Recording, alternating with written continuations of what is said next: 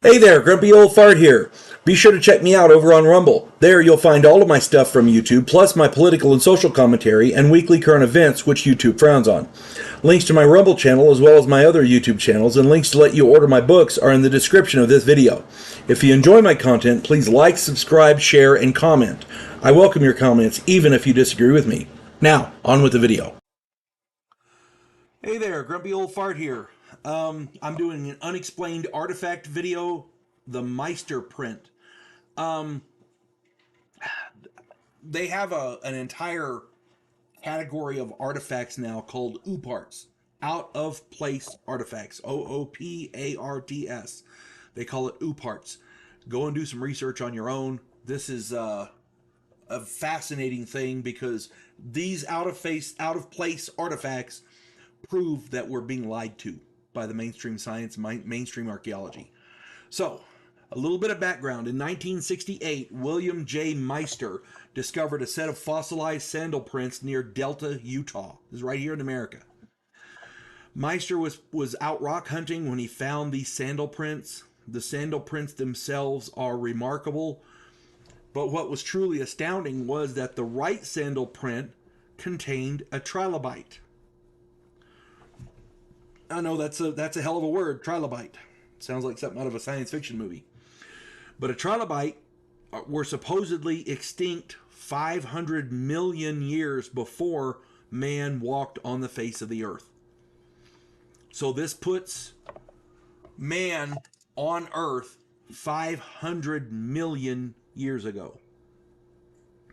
Trilobites were marine arthropods, which are one of the earliest known groups of arthropods. Again, 500 million years before man walked the earth. Okay? The trilobite fossil was authenticated by Dr. Helmut Doling. I think I got his name right. Doelling, Doling, of the Utah Geological Survey. However, he would not verify that they were human sandal prints. Dr. Clifford Burdick, B-U-R-D-I-C-K, Burdick, he's a flood geologist, visited the site and confirmed that they were indeed sandal prints. So we have a scientist verifying that they are sandal prints and it is a trilobite in the sandal print. Okay. It's confirmed. How did human sandal prints come to be in the same geological strata as a 500 million year old fossil? That is ridiculous. If it was a matter of a few hundred years or even a couple thousand years, you could say, well, it got muddy and the guy's foot went deep enough to where, and then of course the mud dried and there you have your fossil. No, this is 500 million years ago. Okay. Dr. Michael Cremo authored a book titled Forbidden Archaeology.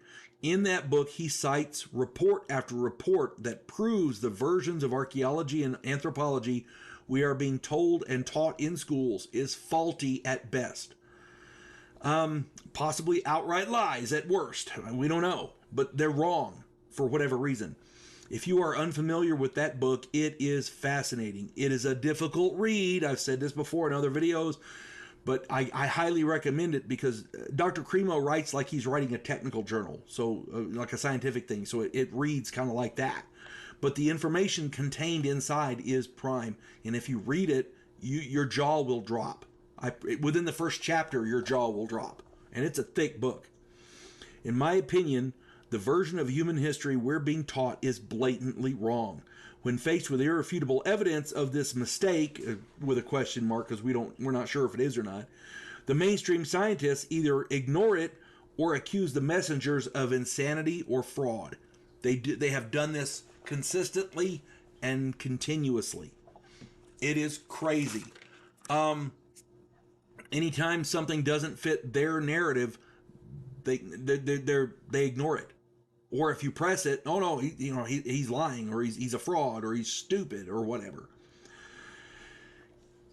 If it was one or two out of place artifacts around the world, okay, something weird happened, it's a fluke, But there are literally hundreds of these anomalies, and they cannot all be fraudulent or mistaken. They cannot all be wrong.